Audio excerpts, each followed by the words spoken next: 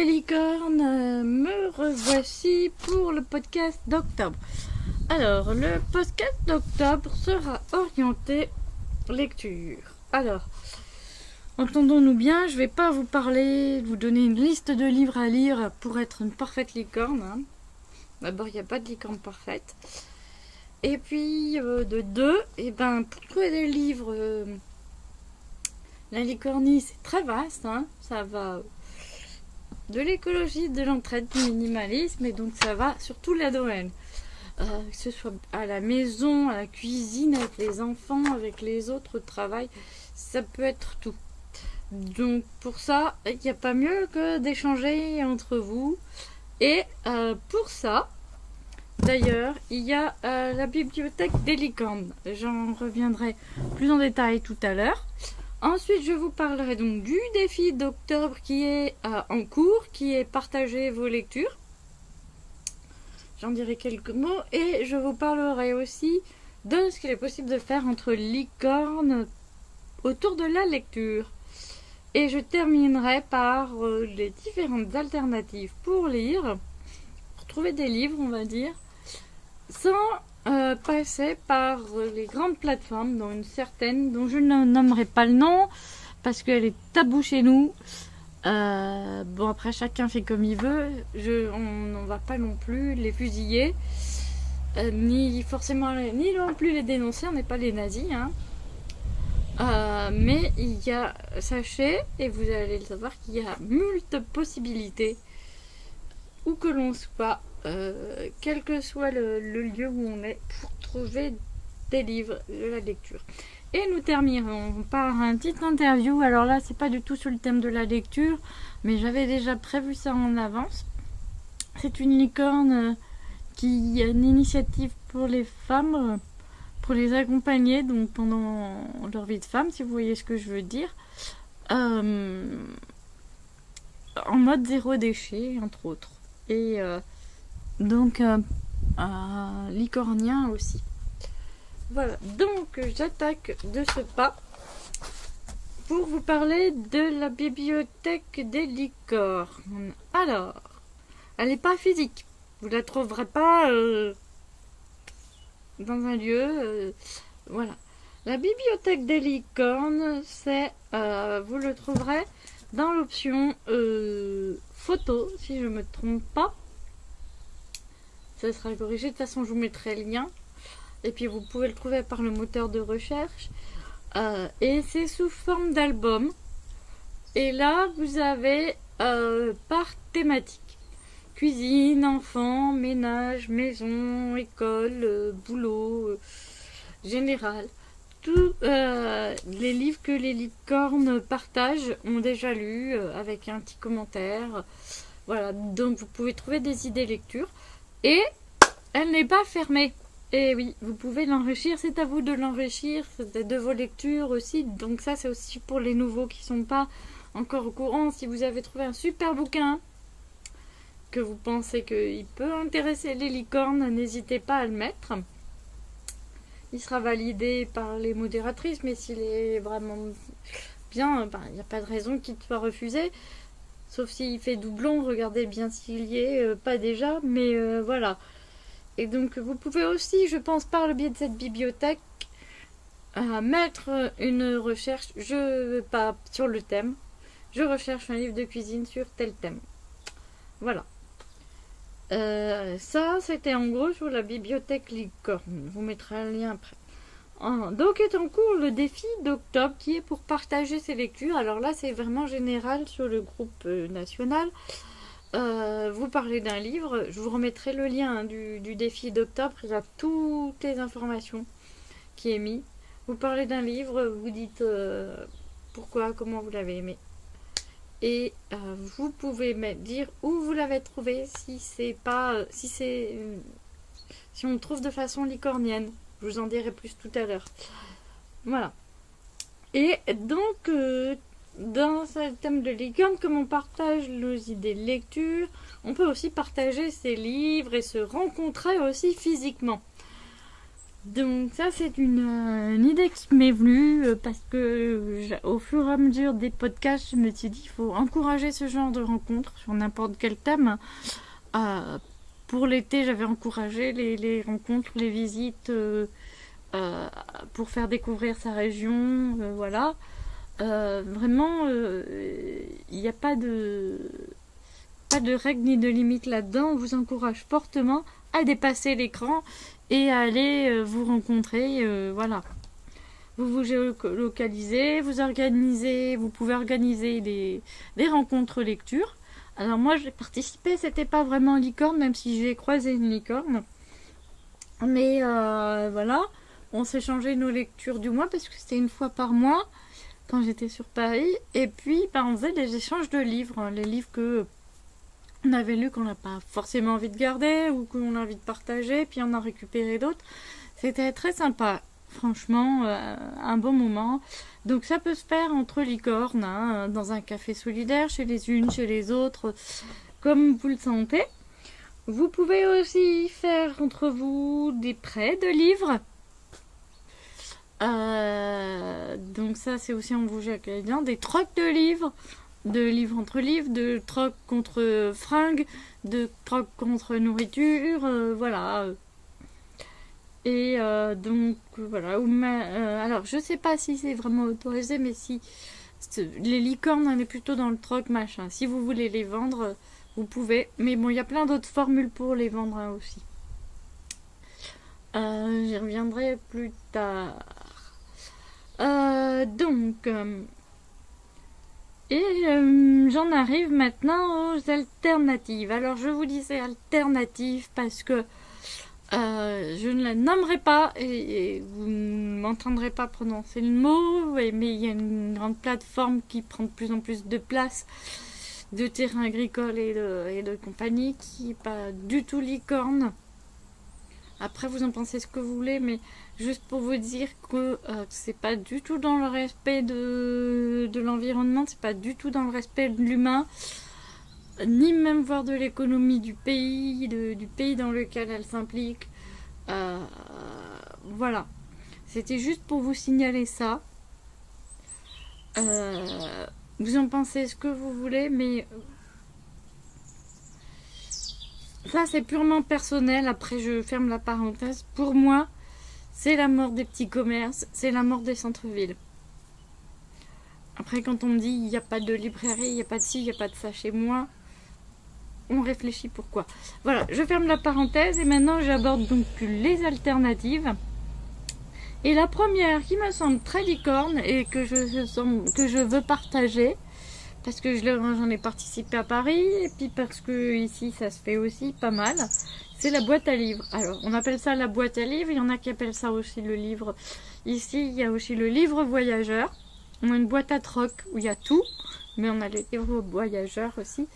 Et donc en fait c'est quoi? C'est une étagère qui se trouve sur un lieu public. Alors ça peut être une place, ça peut être un coin de rue, ça peut être à l'intérieur d'un café, ça peut être à l'intérieur dans la galerie d'un supermarché, ça peut être dans votre résidence, en bas de votre immeuble, ça peut être voilà, partout où il y a du monde qui passe, dans un parc. Et dedans, les gens ils déposent les livres qu'ils veulent partager. J'allais dire se débarrasser, mais c'est un peu vulgaire. Enfin voilà, partager. Voilà, si vous êtes donc dans cette démarche de minimalisme, et ben au lieu de jeter vos livres, vous pouvez les revendre. Mais alors, on y reviendra plus tard. Mais le problème, c'est que beaucoup maintenant vous prennent à des prix minimum. Qui n'ont vraiment rien à voir. Donc la revente, franchement. Moi, franchement, je m'y essaye pas plus. Ou alors, si vous faites un vide-grenier. Voilà, bon, ça, c'était une parenthèse. Mais les boîtes à livres, c'est très bien. Pour partager vos livres, les gens y mettent. Vous prenez le livre, vous en remettez un, vous le ramenez pas. Vous le remettez dans une autre, il circule. C'est pour ça aussi que des fois, ça s'appelle le livre voyageur. Voilà. Alors, vous allez me dire, ouais, mais chez moi, il n'y a pas ça. Eh ben, vous pouvez le faire. Je vous mettrai le lien parce que, justement, le site de la boîte à livres vous propose aussi de créer votre étagère, votre boîte à livres là-dessus. Voilà. Mais avant de le créer, vous pouvez très bien géolocaliser et regarder si autour de chez vous, il y a ça. Je vous mettrai donc le lien pour géolocaliser tout ça. Et ça a été mis en place par, je pense, si je ne me trompe pas, par Recycle Livre, qui est une association, ouais, une petite entreprise. Maintenant, elle est à Nantes, elle est à Paris, elle est à Lille. Elle se développe petit à petit, qui récupère les livres d'occasion pour ça gratuitement, mais qui vient aussi les chercher gratuitement. Si vous avez l'équivalent d'un carton, 2 cartons, vous voulez vraiment faire du vide, ils viennent les chercher. Si vous avez 3-4 livres, vous pouvez, et que vous n'êtes pas loin, vous pouvez aller faire un détour, voir s'il y a un recycle livre pas loin de chez vous, et leur déposer. Et sinon, vous pouvez, j'ai la visite de mon petit chat. Ça, c'était une petite parenthèse, excusez-moi, je reviens au sérieux. Et sinon, donc, vous pouvez aussi, alors ils ont un site où vous pouvez envoyer via des points relais. Je vous mettrai le site. Et donc ça, c'est pour la collecte. Et ensuite, ils les revendent à des prix aussi vraiment pas chers. Donc, et livraison gratuite, en général. Et, à moins que je me trompe, mais bon, voilà. Mais sachant que, un certain pourcentage, si je ne me trompe pas, c'est 10%, vont pour l'association Lire et Faire Lire. Et des œuvres solidaires comme ça. Donc vous faites 2 en 1, des économies, 3 en 1. Des économies, un geste pour la planète et un geste humanitaire, solidaire. Voilà, donc ça c'est Recycle Livre, vous trouverez, il y a.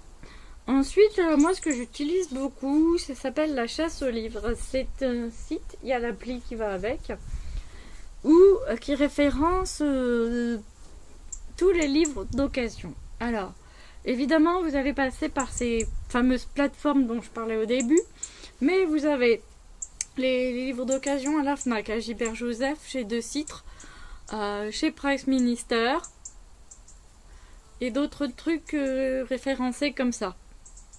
Sachant que chez Price Minister, après quand ça vous renvoie sur le site et vous avez toutes les annonces et vous pouvez choisir de contacter un particulier.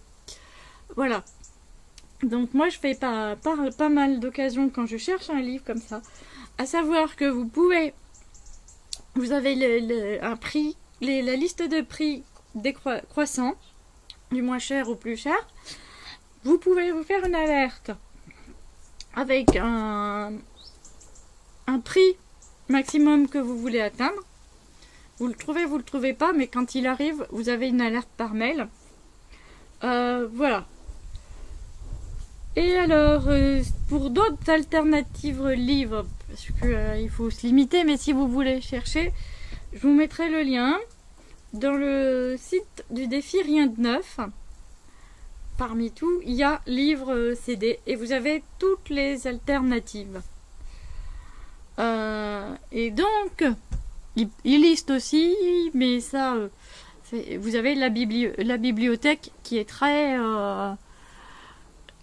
qui vaut vraiment le coup. Hein. À Paris, moi, c'était gratuit. Ici, c'est 9 € l'année. Sachant que je dois sortir par mois, je sais pas combien de bouquins, parce que là, en ce moment, je dévore. Franchement, ça vaut le coup. Donc, voilà. Je vous mettrai un lien aussi. J'avais fait 2 articles, les livres gratuits et les livres d'occasion, sur mon blog. Je vous mettrai aussi ce lien-là pour aller plus loin. Voilà, ça c'était pour ce qui est, on va dire, d'acheter d'occasion. Hein, dans le sens de faire des économies, réduire les DG. Si vous cherchez un livre neuf, là encore, c'est possible. Parce que de plus en plus, il a fallu qu'elles le fassent, les librairies indépendantes et le syndicat des librairies les a aidés, se sont regroupés. Alors vous avez, par région, il y a des portails. Mais le mieux, c'est le portail des librairies indépendantes ou librairieindépendante.com. Vous cherchez quelque chose comme ça. Et là, vous tapez votre code postal ou le nom de votre ville, le bouquin. Dessous, vous avez une liste qui vous dira, qui vous donnera donc les librairies de la plus proche de chez vous à la moins proche. Et en face, vous avez un icône avec 2 mains, ça veut dire remise en main propre. Si vous n'êtes pas très loin, vous pouvez très bien aller le chercher, ça fait des frais d'envoi en moins.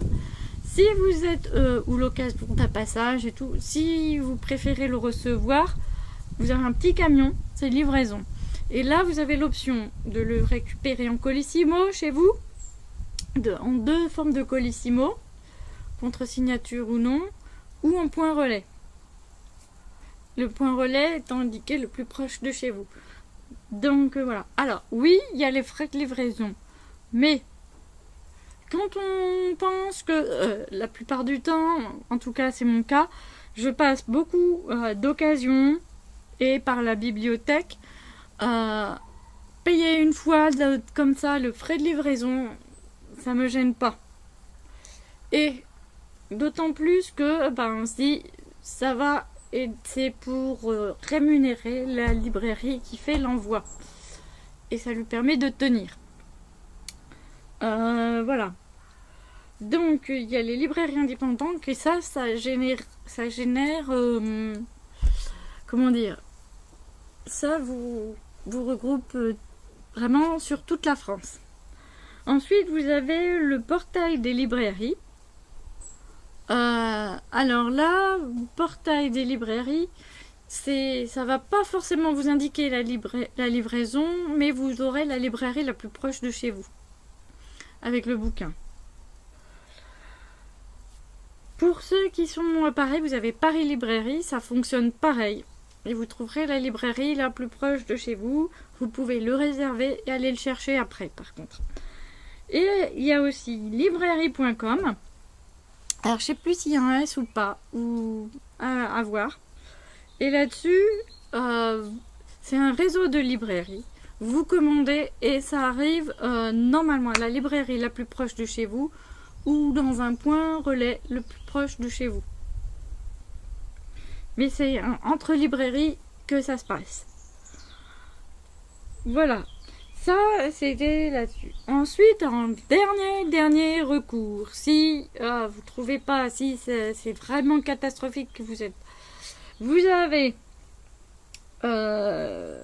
et un truc qui marche, qui existe depuis maintenant longtemps, c'est la Fnac. C'est français. Déjà, vous êtes dans le Made in France. Et la Fnac, ce sont des boutiques physiques. Faut se dire ça. Et qui payent leur impôt en France. J'insiste là-dessus parce qu'après, c'est tout un autre débat. On va pas rentrer là-dedans. Vous avez Gilbert Joseph ou Gilbert Jeune qui font aussi d'occasion, sachant que la Fnac fait d'occasion. La Fnac peut vous l'envoyer aussi et peut vous le mettre en point relais. Voilà. Ça, c'était, je crois que j'ai fait le point sur toutes les alternatives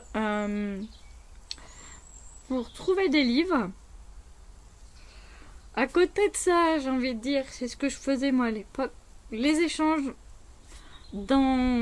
entre collègues, dans la famille, dans l'immeuble, dans la résidence, vous avez ça. Vous pouvez aussi... il y a plein d'autres initiatives dont je parle dans des articles. À côté de ça, vous pouvez aussi faire les vides-greniers. Il y a le Bon Coin. Il y a plein de choses comme ça où vous pouvez trouver vraiment les bouquins comme ça. Pourquoi je disais ça ?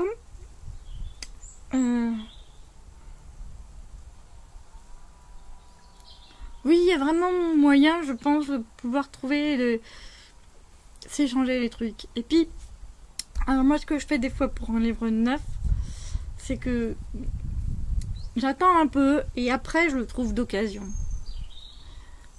Et puis sinon, je me fais une liste d'envies qui sert pour les anniversaires, pour Noël. Et puis, en général, c'est monsieur qui pioche dedans. Et puis, comme ça, vous n'êtes pas déçus et vous avez votre livre neuf. Voilà. Mais bon, voilà, c'était les pistes. Je pense que j'en ai fini pour aujourd'hui sur ce thème-là. Je vais laisser la place donc à Solène, qui est à l'initiative de Apony, qui est une micro-entreprise qui propose des produits zéro déchet pour le respect des femmes, pour accompagner les femmes dans leur vie de femme. Voilà, je pense que j'ai fini là-dessus. Je vous retrouve à la fin pour vous souhaiter plein de choses. Je rajouterai juste une dernière chose. Maintenant, je rappelle, si vous avez envie de vous faire connaître, parce que vous avez une micro-entreprise, parce que vous voulez témoigner de votre démarche, parce que vous voulez faire connaître une démarche ou une entreprise ou une initiative qui entre dans la licornie, tout ça, n'hésitez pas à me contacter alors par MP, message perso, ou même en commentaire du podcast. Et puis du coup je vous contacterai et puis on essaiera de voir pour faire un interview et puis comme ça fera parler de vous un peu. Voilà, c'était un peu mon appel à recrutement. Et moi je vous dis à tout à l'heure. Comment ? Bon. Et bienvenue sur le podcast des licornes. Et du coup, ma première question, elle est toute bête, c'est comment est-ce que tu as connu les licornes ? Alors, je pense par hasard, mais sur Facebook. J'ai dû voir passer, parce qu'on doit avoir un réseau commun, donc j'ai dû voir passer le groupe des licornes. Et qu'est-ce qui, du coup, t'a interpellé Le mot licorne. Le mot licorne. J'adore les licornes. Et en fait, c'est après que j'ai pris conscience de l'intérêt du groupe et du travail que proposait, du réseau que proposait le groupe. Mais je ne connaissais pas, je crois que j'ai dû demander par hasard. C'est pas très... j'ai pas une réponse super. D'accord. Donc, et du coup, alors, maintenant j'en viens donc du coup à ta micro-entreprise. Comment est née Apony Histoire de Femmes ? Comment tu en es venue là ? Alors, Apony Histoire de Femmes, c'est tout un cheminement qui a duré plusieurs années autour au départ, ma problématique autour de la féminité. Ouais. C'est-à-dire que j'étais le genre de femme qui avait des douleurs de règles extrêmes et qui hurlait « Je ne veux pas être une femme » tous les mois. Et du coup, je me suis battue, je pense, trop longtemps avec ma féminité, ce qui a engendré dans ma vie beaucoup de difficultés. Et c'est quand je me suis retrouvée seule avec mes deux filles que là j'ai pris conscience qu'il était temps que je prenne ma féminité à bras-le-corps et que je l'accepte. Et là est arrivé plusieurs opportunités, comme la rencontre avec Lydia Vasquez, qui m'a fait rencontrer les Ébionis. J'ai aussi suivi une formation qui s'appelle les 13 grand-mères originelles, et qui est un cercle de femmes qui a lieu pendant 13 lunes différentes, où on peut parler de nos problèmes que l'on rencontre au quotidien. Et du coup, je m'étais mis comme challenge d'apprendre à m'aimer. Et donc, voilà, à avoir... comment dire réussi à adoucir ma vie de femme. D'ailleurs, depuis l'utilisation de l'œuf de Yoni, j'ai plus jamais eu aucune douleur. Je vis mes règles comme un vrai moment de nettoyage et de bonheur, limite, où je me dis, tiens, chic, un moment pour me reposer. Et puis si on me demande quelque chose, je dis, ah, je peux pas, j'ai mes règles. J'ai le droit. donc voilà, c'est plein de petits chemins. Et puis voilà, j'ai eu envie de réfléchir à qu'est-ce qui pouvait, dans la matière, ancrer ce féminin. Et donc, c'est pour ça que j'ai créé Apolline Sœur de Femme, pour avoir une proposition de produits qui soit écologique, respectueux du corps, et qui puisse être un premier pas vers l'accueil et ce respect de notre corps des femmes. D'accord. Et du coup, donc, quel genre de produits du coup peut-on trouver? Qu'est-ce que tu proposes? D'accord. Alors, les produits qu'on trouve dans la boutique ou sur les stands, ce sont des serviettes hygiéniques lavables, par exemple. Il y a des éponges naturelles menstruelles qui remplacent les tampons, qui sont 100% compostables aussi. Il y a des Eudionie pour aller à la rencontre de son périnée et de sa féminité aussi. Il y a des produits cosmétiques bio, locaux, pour accompagner des petits gestes au quotidien, pour prendre du temps, pour prendre soin de soi. Et puis surtout, il y a les coffrets qui accompagnent les femmes à chaque étape de leur vie, comme le coffret qu'on offre aux jeunes filles pour leur première règle, pour dire bienvenue dans le monde des femmes. Et pour permettre en fait une transmission de connaissances aussi, et parce que dedans il y a un petit kit de serviettes lavables, il y a une éponge aussi pour le jour où elle sera prête, il y a quelques petits cosmétiques, et puis surtout il y a le livre que je suis en train de finaliser qui explique comment fonctionne le cycle féminin, que l'on est de nature cyclique. Il y a une liste de 300 émotions pour pouvoir mettre des mots sur ce qu'on ressent. Donc, économiser pas mal d'années de psychanalyse. J'ai une copine acupunctrice qui a mis les différents points où appuyer quand on a des petits problèmes de migraine ou de douleurs menstruelles. Et puis, j'ai une copine naturopathe qui est aussi en train de me faire une liste de petits repas à faire pour équilibrer en fait les hormones tout au long du cycle. Quoi manger pendant la période du cycle. Voilà. D'accord. Et donc, en résumé, en version courte, comment tu expliquerais comment bien vivre son cycle? En résumé, comment bien vivre son cycle? Eh bien, en fait, c'est prendre conscience des différents moments de vitalité que l'on a selon notre moment de cycle. C'est-à-dire que justement la période des règles, c'est une période où il est idéal de pouvoir prendre du temps pour se poser, pour être en soi, pour quitte à être se coucouner, se mettre sous sa couette, manger du chocolat s'il faut pour le moral. Mais voilà, prendre du temps pour réfléchir, pour créer. Un peu éviter trop de cohue les autres. Et puis, il y a la période d'après, que d'ailleurs Miranda Gray appelle la période de la petite fée. C'est le moment où on n'a plus de règles et où on a une envie de sortir de soi, de sortir de chez soi et d'aller à la rencontre des autres. Donc c'est le moment idéal pour aller sortir, pour aller voir des copines, pour faire des choses. Par contre, c'est une période un peu où on se sent plutôt, aérien. Ça veut dire que on bouge dans tous les sens, comme la petite fée qui butine, comme la petite abeille qui butine d'une fleur à l'autre. D'ailleurs, c'est ce que Miranda Gray appelle la période du printemps. Donc, c'est bien l'image en fait de la graine qui, pendant la période d'avant, pendant les règles, était en hiver. Donc, il restait en elle et sous terre. Et là, la période de printemps, c'est la période où on sort de la terre et où on s'offre au monde. Et puis, la période d'après, c'est ce qu'on appelle la période de la mer. Et la période de la mer, c'est une période où on est beaucoup plus à l'écoute de l'autre. Là, c'est pas d'aller vers les autres, mais c'est vraiment d'accueillir les autres à soi. On a beaucoup plus envie on est beaucoup plus empathique et de compassion. Donc c'est une période où on est dans l'activité, où on peut inviter des gens chez soi, où on peut.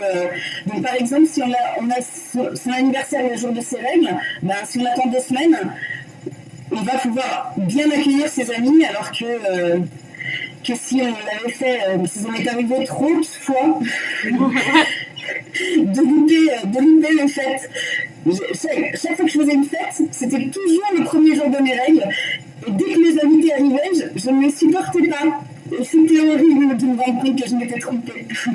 Donc voilà, l'idée, c'est quand on prend conscience en fait de ces moments-là et de ces différents taux de vitalité et d'envie d'aller vers les autres, ben voilà, c'est respecter et puis ça nous permet d'avoir une vie plus cool.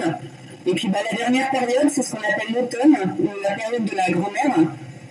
Et là, c'est la période avant les règles, où on se sent plus sensible. En fait, c'est bien simple, notre corps, il est en train de prendre conscience qu'il a créé une vie, parce que notre corps fonctionne sans forcément que notre cerveau le sache, mais tous les mois, il crée un petit nid pour créer une vie. Et donc là, il est en train de se prendre conscience que l'ovule n'a pas été fertilisé et que il a créé la vie pour rien. Et donc, c'est pour ça qu'on peut avoir des moments, c'est des fuites d'hormones aussi, hein, mais des petits moments de déprime, parce que c'est un deuil qu'on fait. Donc, c'est des périodes de deuil. Et c'est aussi des périodes de bilan. Donc, on a aussi la tête qui bouillonne, qui tourne à 100%. Donc, c'est l'idée de faire attention à ce qu'on pense, relativiser, et de se dire que tout va bien, c'est normal. On peut écrire à ce moment-là, ou dessiner, exprimer ce qu'on ressent, mais ne pas prendre pour soi et ne pas imprimer ce que l'on ressent. Voilà. Je ne sais pas si j'ai été claire. Si, très.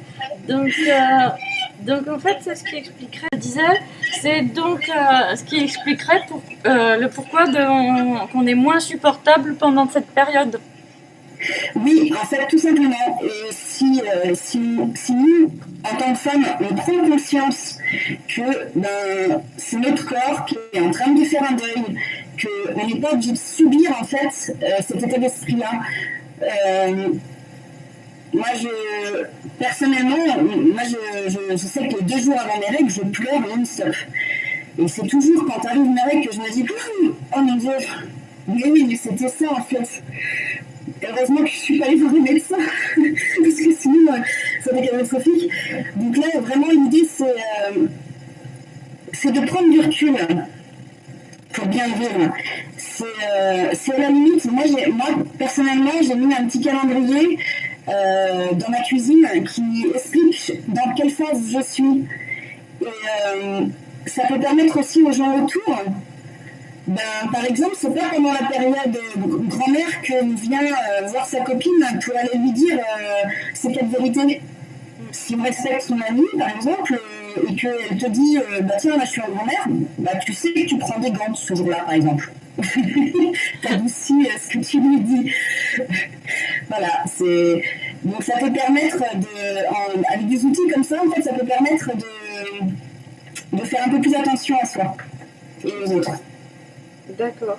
Et du coup, dans ces périodes-là, il est donc possible de prendre soin de soi, on va dire, se soulager naturellement sans passer par la pharmacie classique? Alors, oui. Maintenant,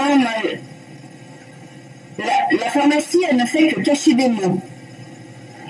Ce qui peut être intéressant, mais pour ça, il faut prendre suffisamment de recul aussi, et il faut être très consciente de ces périodes-là. C'est, par exemple, ça m'est arrivé encore d'avoir des très grosses douleurs pendant mes règles. Et là, je me dis que dans le mois, il a dû se passer quelque chose qui a besoin de sortir en violence, en fait, assez douloureusement. Donc, dans ces cas-là, personnellement, j'évite, oui, moi je n'utilise pas de médicaments, ou très peu. Je vais prendre une bouillotte, je vais vraiment aller m'enfermer et puis essayer de comprendre. Mais après, c'est vrai, ça c'est. Moi, je suis née là-dedans, en fait.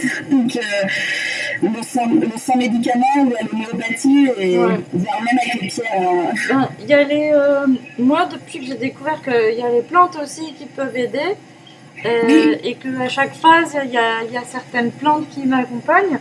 Ça a pas mal changé ma vie là-dessus, pour réguler le flux, pour prévenir des maux de tête, pour soulager les douleurs abdominales.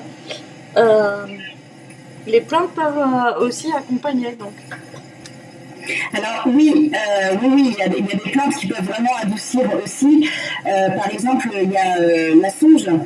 Il y a alors même un traitement pour vraiment les règles très très douloureuses et les trop grandes variations d'hormones, c'est l'onagre.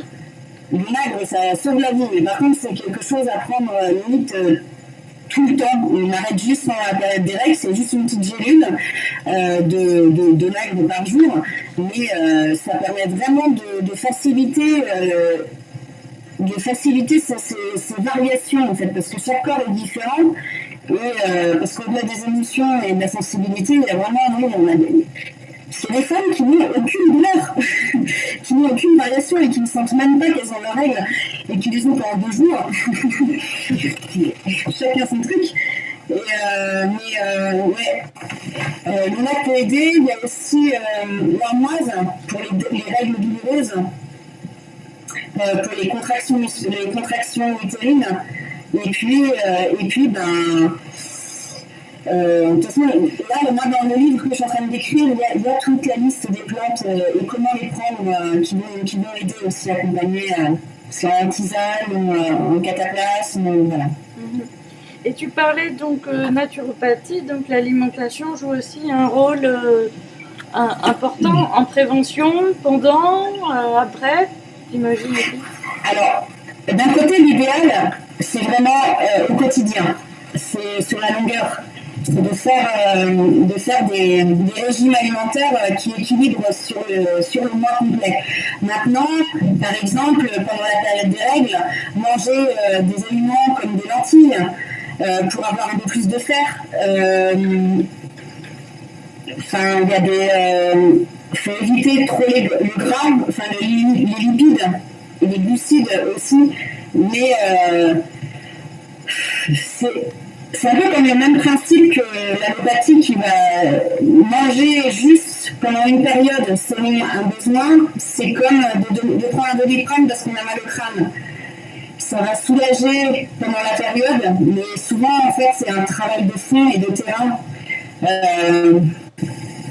Et c'est vrai que c'est compliqué l'alimentation pour ça. Enfin, c'est très complexe. C'est pour ça qu'aller voir un naturopathe au moins une fois, ça peut être intéressant en fait. D'accord. Eh ben, merci pour tout. Et donc, si d'autres licornes sont intéressées, elles peuvent te contacter par message, voir sur ta page Facebook, un peu une histoire de femme, pour avoir plus d'amples informations. Oui, alors il y a le Facebook à une histoire de femme où je réponds très rapidement en fait aux messages. Sinon, j'ai mon site internet apony-histoiredefemme.fr pour pouvoir faire des commandes. Là, c'est simplement la commande. Et puis, dedans, il y aura un forum aussi. Donc, il pourra y avoir aussi des échanges entre les femmes parce que j'ai des connaissances, mais comme on est toutes différentes et toutes parfaites, on a aussi toutes nos solutions et toutes nos problématiques et qu'il n'existe pas une seule solution par personne. Donc, l'objectif étant vraiment de pouvoir relier les femmes entre elles pour se donner un maximum de richesse. D'accord. Ben, merci bien pour ce petit interview. Merci à toi. Et puis ben, à bientôt sûrement sur le groupe des licornes. Hein. Voilà les licornes, ben, ce podcast s'achève sur des notes positives. Comment prendre soin de vous, les femmes, tout en douceur, dans le respect de l'écologie, de votre système. Voilà, j'espère que mes informations précédentes sur la lecture, les livres, où en trouver, de façon licornesque, vous auront aidé et aiguillé pour consommer de façon plus éthique. Donc voilà, je rappelle mon petit appel à témoignage si vous êtes intéressé pour témoigner sur votre pratique, sur votre expérience, sur votre entreprise, sur vos idées, tout ce qui a trait autour de la licornie. Vous êtes la bienvenue et je vous dis pipi de licorne, prout de paillettes et à bientôt pour un prochain podcast.